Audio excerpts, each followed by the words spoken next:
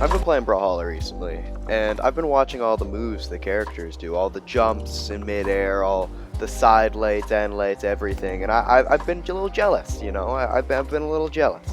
But this got me thinking, what actually is the hardest move in Brawlhalla to do? What takes the most skill on the character's part to actually perform? So today, I thought I would take a crack at answering that question. Just look at all the moves, look at all the characters, see what happens, what move would actually be the hardest to perform in real life. Now, I do have some rules, you know, like, we're not just going into this blind. No aerials, obviously, because who's going to be able to jump in midair in real life? Nobody. No signatures, because most of them involve magic, and unless you're fucking Gandalf the Great, I don't know how you're going to be doing that one.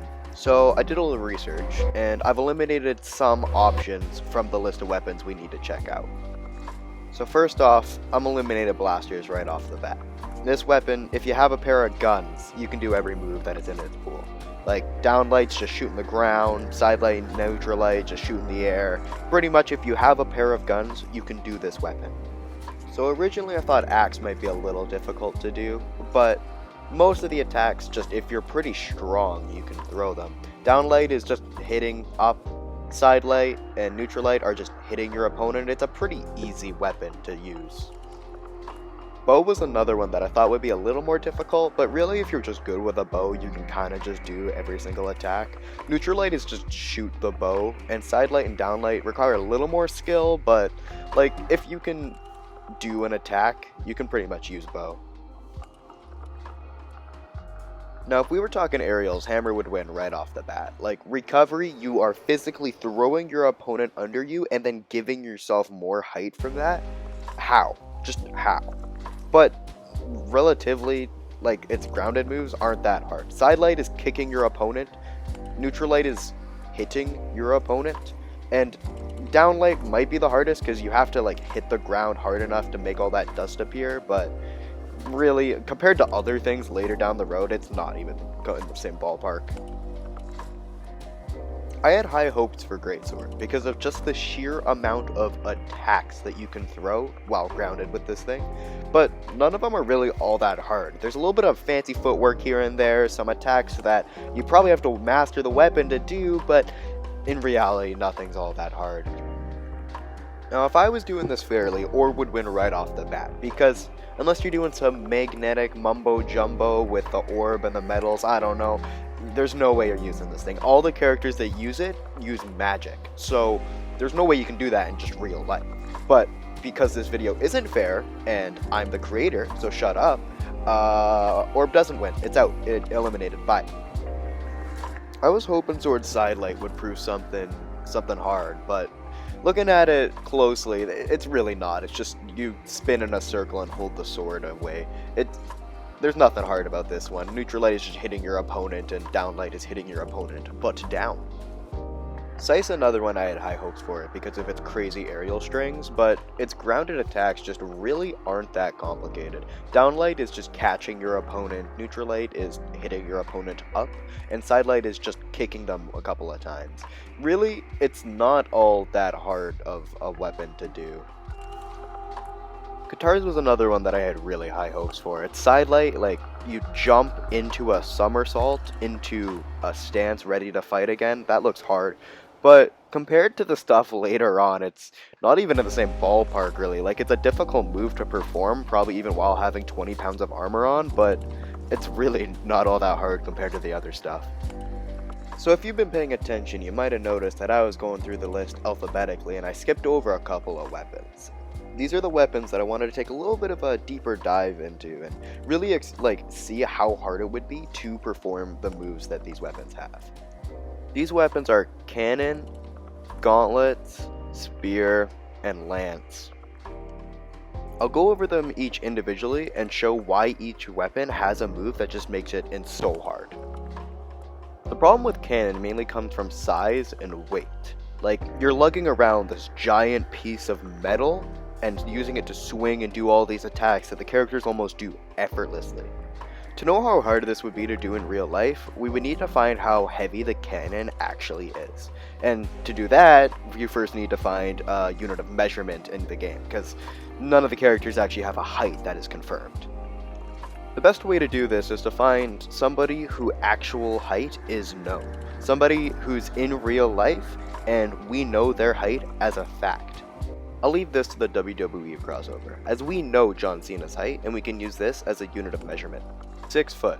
So if we match Sidra up to Dwayne "The Rock" Johnson in-game, we can find out how she compares, and then measure that to see Sidra's height, using that length to find the length of the cannon.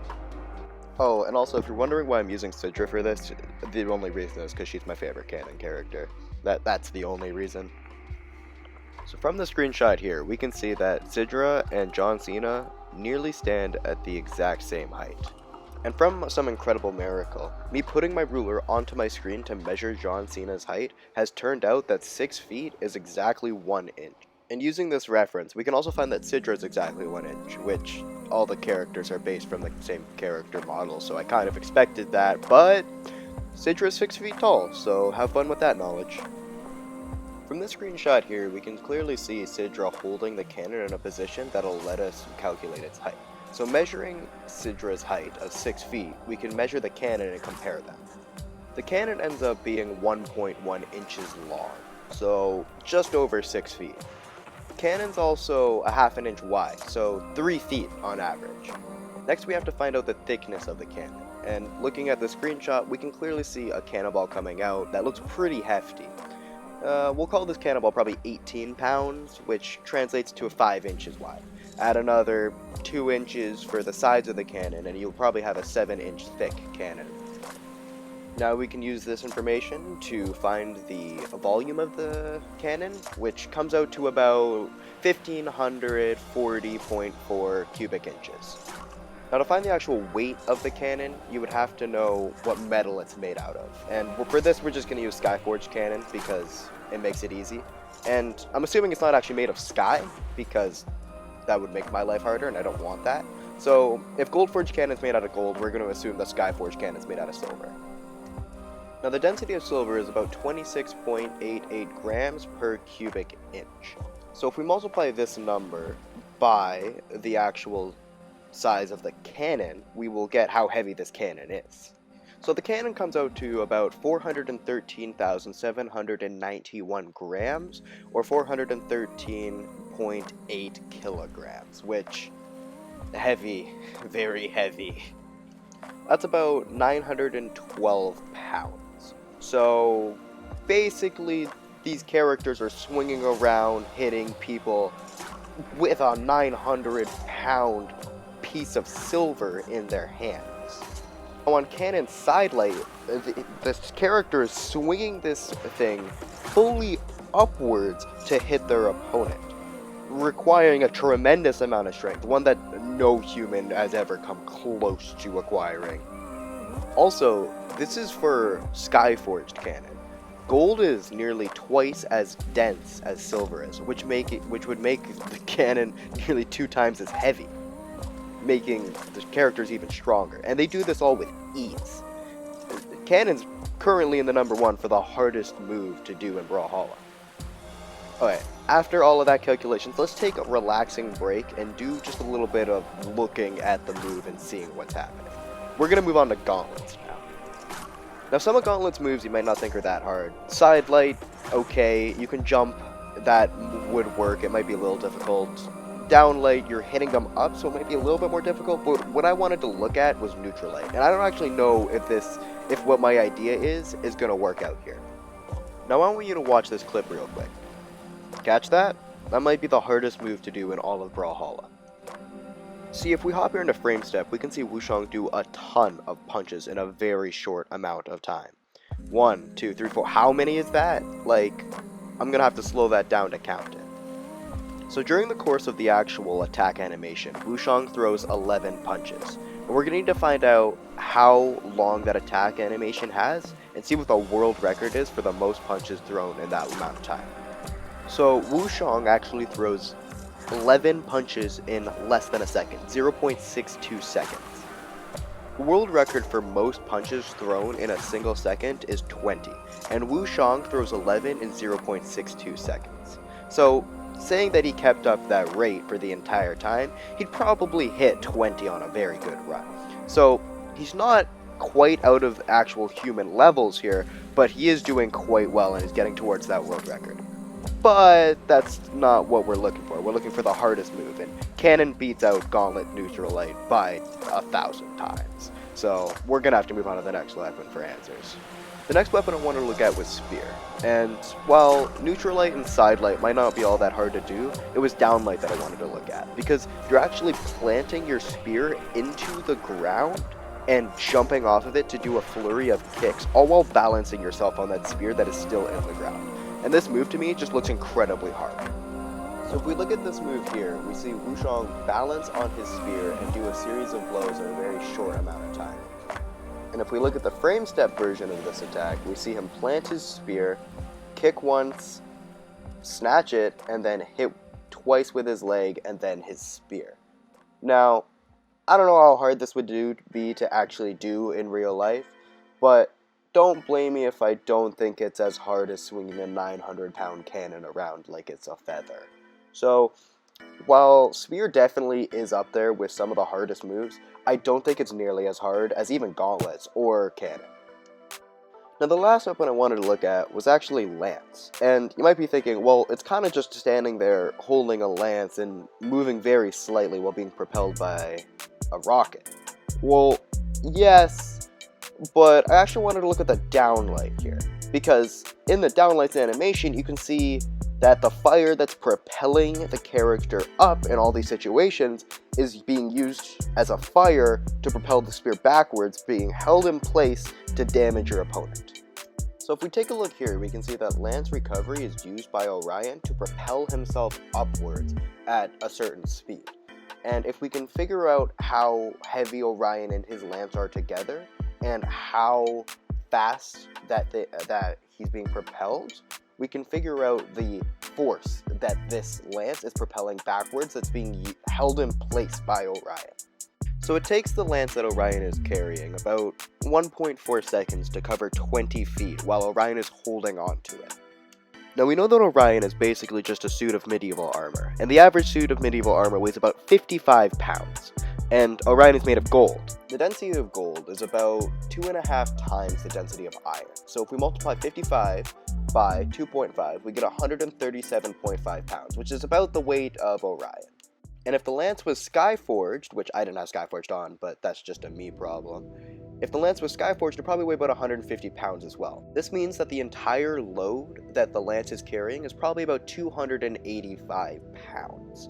Which it does this distance relatively easily in about 1.4 seconds. That's 20 meters in 1.4 seconds. To do just the push upwards, it would take about 53 pounds of force, not including all the weight that it's being carried behind for the lance. Which means that it'd probably take about 350 pounds of force when the lance is pushing at full throttle. Now when Orion does his downlight, he is holding the lance in place while the lance is propelling itself backwards, which we know can do at least 350 pounds of force. So Orion is just easily standing there, 350 pounds going backwards, but holding it in place. Now that might sound like a lot, but you gotta remember that just a couple of minutes ago, we had a person just swing a 900-pound cannon straight up. So while this is an impressive feat, and it's way more impressive than what Gauntlets and Spear did, it's still not quite at the level of Cannon. And that means that we have our winner. Cannon, just holding a 900-pound thing right there, probably will win every time. So, officially, our winner is... Wait a second, I just thought of something. With Unarmed, you can literally just punch anybody off the stage, just casually. And Onyx is literally made of metal. So, with your bare hand, you can punch Onyx holding the 900-pound cannon off of the stage. So if we take a look at Onyx, we can see that she's still about 6 feet tall and carrying a cannon. Now to figure out how much she weighs, you're going to need to know what type of rock she is. And some of you might scream, oh, she's Onyx, she's an Onyx, ha ha ha. but looking at her, she very clearly isn't an onyx, as onyx is a black gemstone and she looks to be made of what looks like a gray rock. Onyx looks to be made of limestone, which correlates with how most gargoyles were made back in medieval times. Density of limestone is about 2.4 grams per cubic centimeter, which is relatively dense for a mineral of its kind. To know Onyx's weight, we have to find her volume. She's about 6 feet tall and about 2 feet wide, and I'd probably say that she's a foot thick. This gives us a volume of about 12 cubic feet. 12 cubic feet is about 365 cubic centimeters. Plug all the numbers we have into a calculator, and you get Onyx to be about 876 pounds, about the same weight of actually a Skyforged cannon. Which means that when you wind up for that unarmed punch, you're punching nearly 1,800 pounds. And you could probably make the argument, oh yeah, you could do it with every other weapon, but with those, you have weapons. This is just straight knuckle to rock here, sending them rocketing off stage. Now, I'm still not sure which one would actually be harder, the cannon swinging it around or the unarmed punch of punching an 1,800 pound monster off of a stage floating in the sky, but for continuity's sake, I'm just probably gonna say unarmed is harder. This means that after all this time, we finally found out unarmed, a giant wild haymaker is the hardest move to perform in real life in Brawlhalla. These characters are packing some heat, because every character's gone unarmed, and every character can punch this hard, so every character in Brawlhalla is just 30 times stronger than any character in real life. Thanks for watching my video. It's been fun to do all these calculations. I'm not going to sit here and beg for likes and subscribes, but I'm still pretty small of a channel, so if you like the video, just tell me in the comments. It makes me happy. Thanks.